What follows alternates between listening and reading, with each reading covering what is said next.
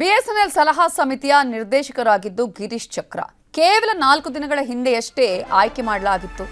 ಸನ್ಮಾನ ಮಾಡುವ ನೆಪದಲ್ಲಿ ಹಂತಕರು ಬಂದಿದ್ರು. ಸನ್ಮಾನ ಮಾಡುವ ನೆಪದಲ್ಲಿ ಬಂದು ಹತ್ಯೆಯನ್ನೇ ಮಾಡಿದ್ದಾರೆ. ಸಾಗನೂರು ಗ್ರಾಮದಲ್ಲಿ ಸನ್ಮಾನವನ್ನ ಮಾಡಿದ್ರು. ಆ ನಂತರ ಗಿರೀಶ್ ಜಮೀನಿಗೆ ಪಾರ್ಟಿ ನಡೆದಿತ್ತು. ಅಲ್ಲಿ ಜಮೀನಿಗೆ ಕರ್ಕೊಂಡು ಹೋಗಿ ಕೊಲೆಗೂ ಮುನ್ನ ಕಣ್ಣಿಗೆ ಖಾರದ ಪುಡಿಯನ್ನ ಎರಚಿ ಹತ್ಯೆಯನ್ನ ಮಾಡಿದ್ದಾರೆ. ಈಗಾಗಲೇ ಆರೋಪಿಗಳಿಗಾಗಿ ಪೊಲೀಸರು ತೀವ್ರ ಶೋಧವನ್ನ ಮಾಡಿದ್ದಾರೆ. ಗಾಣಗಪುರ ಪೊಲೀಸ್ ಠಾಣಾ ವ್ಯಾಪ್ತಿಯಲ್ಲಿ ಈ ಒಂದು ಘಟನೆ ನಡೆದಿದೆ. ಯಾವ ಕಾರಣಕ್ಕೆ ಹತ್ಯೆಯನ್ನ ಮಾಡಲಾಯಿತು ಅನ್ನೋದರ ಬಗ್ಗೆ ಇನ್ನೂ ಕೂಡ ಮಾಹಿತಿ ಸಿಗ್ತಾ ಇಲ್ಲ. ಸನ್ಮಾನದ ನೆಪದಲ್ಲಿ ಕರ್ಕೊಂಡು ಹೋಗಿ ಅಲ್ಲಿ ಹತ್ಯೆಯನ್ನ ಮಾಡಲಾಗಿದೆ ಅನ್ನುವಂಥದ್ದು. ಈಗಾಗಲೇ ಕೊಲೆಯಾದ ಆರೋಪಿಗಳಿಗಾಗಿ ಪೊಲೀಸರು ತೀವ್ರವಾದ ಶೋಧವನ್ನ ನಡೆಸುತ್ತಿದ್ದಾರೆ. ಸಚಿವ ಪ್ರಿಯಾಂಕ್ ಖರ್ಗೆ ವಿರುದ್ಧ ಬಿಜೆಪಿ ತೀವ್ರ ಆಕ್ರೋಶವನ್ನ ವ್ಯಕ್ತಪಡಿಸಿದೆ.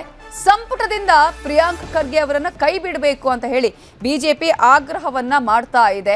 ಕಲಬುರಗಿಯಲ್ಲಿ ಕೊಲೆ ಸುಲಿಗೆಗಳದ್ದೇ ದರ್ಬಾರ್ ಆಗಿದೆ. ಈಗ ಬಿಜೆಪಿ ಕಾರ್ಯಕರ್ತರ ಮೇಲೆ ದಬ್ಬಾಳಿಕೆ ನಡೀತಾ ಇದೆ. ಪ್ರಿಯಾಂಕ್ ಖರ್ಗೆ ಅವರೇ ಇದರ ನೇರ ಹೊಣೆಯನ್ನ ಹೊರಬೇಕು, ಅವರನ್ನ ಸಂಪುಟದಿಂದ ಕೈ ಬಿಡಬೇಕು ಅಂತ ಹೇಳಿ ಈಗ ಎಕ್ಸ್ ನಲ್ಲಿ ಪೋಸ್ಟ್ ಮಾಡಲಾಗಿದೆ. ಪ್ರಿಯಾಂಕ್ ಖರ್ಗೆ ಅವರನ್ನ ಸಂಪುಟದಿಂದ ಕೈ ಬಿಡಬೇಕು, ಯಾಕಂತ ಹೇಳಿದ್ರೆ ಕಾನೂನು ಸುವ್ಯವಸ್ಥೆ ಹಾಳಾಗಿದೆ, ಕೊಲೆ ಸುಲಿಗೆಯದ್ದೇ ದರ್ಬಾರ್ ಆಗಿದೆ.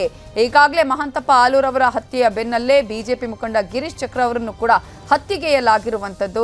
ಈಗ ಕೊಲೆ ಸುಲಿಗೆಗಳದ್ದೇ ದರ್ಬಾರ್ ಆಗಿರೋದು ಅದು ಕೂಡ ಪ್ರಿಯಾಂಕ್ ಖರ್ಗೆ ಉಸ್ತುವಾರಿ ಆಗಿರುವಂತಹ ಕಲಬುರಗಿಯಲ್ಲಿ ಸಾಲು ಸಾಲು ಹತ್ಯೆಗಳು ನಡೀತಾ ಇದೆ. ಇದರ ನೇರ ಹೊಣೆಯನ್ನು ಹೊರಬೇಕಾದವರು ಪ್ರಿಯಾಂಕ್ ಖರ್ಗೆ ಅವರು. ಹಾಗಾಗಿ ಸಿದ್ದರಾಮಯ್ಯ ಅವರೇ ಈಗಾಗಲೇ ಪ್ರಿಯಾಂಕ್ ಖರ್ಗೆ ಅವ್ರನ್ನ ನಿಮ್ಮ ಸಂಪುಟದಿಂದ ಕೈ ಬಿಡಿ ಅಂತ ಹೇಳಿ ಬಿಜೆಪಿ ಸಚಿವ ಪ್ರಿಯಾಂಕ್ ಖರ್ಗೆ ಅವರ ವಿರುದ್ಧ ಆಕ್ರೋಶವನ್ನು ವ್ಯಕ್ತಪಡಿಸಿ ಎಕ್ಸ್ ನಲ್ಲಿ ಪೋಸ್ಟ್ ಮಾಡಿದೆ.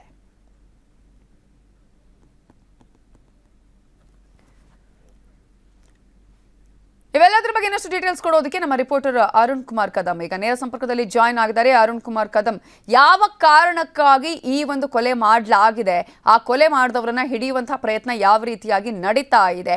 ಏನಾದರೂ ದ್ವೇಷ ಇತ್ತ, ಸ್ನೇಹಿತರೇ ಮಾಡಿರುವಂತದ್ದಾ, ಹೇಗೆ?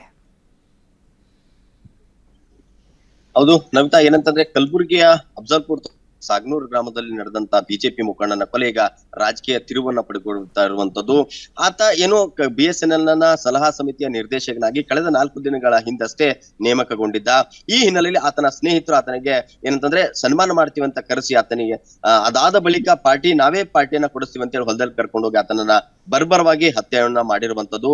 ಇದು ಏನಂತಂದ್ರೆ ಈ ಒಂದು ರಾಜಕೀಯವಾಗಿ ಗಿರೀಶ್ ಚಕ್ರ ಬೆಳೀತಾ ಇದ್ದ. ಹಾಗಾಗಿ ಆತನ ಏನು ಏಳಿಗೆಯನ್ನ ಸಹಿಸದೆ ಈ ರೀತಿಯ ಒಂದು ಕೃತ್ಯ ನಡೆಸಿದ್ದಾರೆ ಅಂತ ಆರೋಪನ ಕೂಡ ಅವ್ರ ಫ್ಯಾಮಿಲಿ ಅವ್ರು ಮಾಡ್ತಾ ಇದ್ದಾರೆ. ಏನಂತಾರೆ, ಈ ಒಂದು ಗ್ರಾಮದಲ್ಲಿ ಕಳೆದ 10-15 ವರ್ಷಗಳಿಂದ ಚಿಕ್ಕವರಿಂದಲೂ ಕೂಡ ಅವ್ರ ಜೊತೆಯಲ್ಲಿದ್ದಂತಹ ಏನ್ ಸಚಿನ್ ಅನ್ನೋ ಯುವಕ ಇದ್ದಾನೆ, ಆತನೇ ಈಗ ಸುಪಾರಿ ತಗೊಂಡು ಈಗ ಹತ್ಯೆ ಮಾಡಿರುವಂತದ್ದು ಅಂತ ಆರೋಪ ಕೂಡ ಮಾಡ್ತಾ ಇದಾರೆ. ಏನಂದ್ರೆ ಅದೇನೋ ಹತ್ಯೆಗೂ ಮುನ್ನ ಆತ ಏನಂದ್ರೆ ಅವನ ಸ್ನೇಹಿತನಿಗೆ ಕೆಲಸ ನೋಡೋಕೆ ಹೇಳಿದ. ಆದ್ರೆ ಕೆಲಸ ನೋಡಿದ ಮೇಲೆ ಕೆಲಸ ಇದೆ, ನೀನ್ ಕೆಲಸ ಮಾಡಕ್ಕೆ ಬಾ ಅಂತಂದಾಗ ಕೂಡ ನನಗೆ ಈಗ ಒಂದು ಡೀಲ್ ಅನ್ನ ಸಿಕ್ಕಿದೆ, 40 ಲಕ್ಷ ರೂಪಾಯಿ ಡೀಲ್ ಅನ್ನ ಸಿಕ್ಕಿದೆ, ಹಾಗಾಗಿ ನಾ ಕೆಲ್ಸಕ್ಕೆ ಬರಲ್ಲ ಅಂತ ಹೇಳ್ತಿರ್ತಾನೆ.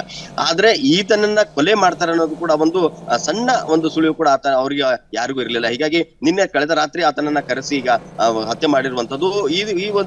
ಏನಂತ ಗಿರೀಶ್ ಏನಂತಂದ್ರೆ ಕಲಬುರಗಿಯ ಸಂಸದರಾದಂತ ಉಮೇಶ್ ಜಾಧವ್ ಅವರ ಕಟ್ಟ ಬೆಂಬಲಿಗನಾಗಿದ್ದ, ಆಪ್ತನಾಗಿದ್ದ. ಹೀಗಾಗಿ ಉಮೇಶ್ ಜಾಧವ್ ಅವರು ಕೂಡ ಕಲಬುರಗಿ ಜಿಲ್ಲೆಯಲ್ಲಿ ಪ್ರತಿನಿತ್ಯವೂ ಕೂಡ ಬಿಜೆಪಿ ಏನು ನಾಯಕರಿದ್ದಾರೆ, ಬಿಜೆಪಿ ಕಾರ್ಯಕರ್ತರು ಮತ್ತೆ ಬಿಜೆಪಿ ಮುಖಂಡರ ಮೇಲೆ ಹಲ್ಲೆಗಳಾಗ್ತಾ ಇದಾವೆ, ಅವ್ರ ಮೇಲೆ ಸುಳ್ಳು ಕೇಸ್ಗಳನ್ನು ದಾಖಲು ಮಾಡ್ತಾ ಇದ್ರೆ. ಈಗ ನಿನ್ನೆ ಕೂಡ ಆಳಂದ್ ಪಟ್ಟಣದಲ್ಲಿ ಒಂದು ಬಿಜೆಪಿ ಮುಖಂಡನ ಕೊಲೆ ಆಯ್ತು. ಇವತ್ತು ಏನು ಅಫ್ಜಲ್ಪುರ್ ತಾಲೂಕಿನಲ್ಲಿ ಏನು ಬಿಜೆಪಿ ಮುಖಂಡರ ಕೊಲೆ ಆಗಿರುವಂತದ್ದು. ಎಲ್ಲೋ ಒಂದ್ ಕಡೆ ಬಿಜೆಪಿಯ ಏನು ಮುಖಂಡರನ್ನ ಬಿಜೆಪಿ ಕಾರ್ಯಕರ್ತನ ಈ ಕಾಂಗ್ರೆಸ್ ಸರ್ಕಾರ ಟಾರ್ಗೆಟ್ ಮಾಡ್ತಾ ಇದೆ. ಈ ಒಂದು ಕಲಬುರಗಿ ಜಿಲ್ಲೆಯಲ್ಲಿ ಯಾವುದೇ ರೀತಿಯ ಕಾನೂನು ಸುವ್ಯವಸ್ಥೆ ಸರಿಯಾಗಿಲ್ಲ, ಎಲ್ಲವೂ ಕೂಡ ಕಾನೂನು ಸುವ್ಯವಸ್ಥೆ ಹದಗೆಟ್ಟಿರುವಂತದ್ದು ಅಂತ ಆರೋಪ ಕೂಡ ಮಾಡ್ತಾ ಇದ್ದಾರೆ. ಈ ಏನಂತಂದ್ರೆ 4 ಜನ ಆರೋಪಿಗಳು ಸೇರಿ ಆತನ ಕೊಲೆ ಮಾಡಿದ್ರೆ ಈಗ ಗಾಣಗಾಪುರ ಪೊಲೀಸರು ಏನು ಪ್ರಕರಣವನ್ನು ದಾಖಲಿಸಿಕೊಂಡು ಈಗ ಆರೋಪಿಗಳ ಪತ್ತೆಗೆ ಬಲೆಯನ್ನ ಬೀಸಿರುವಂತದ್ದು. Navita, thank you Arun Kumar ಡೀಟೇಲ್ಸ್ಗೆ.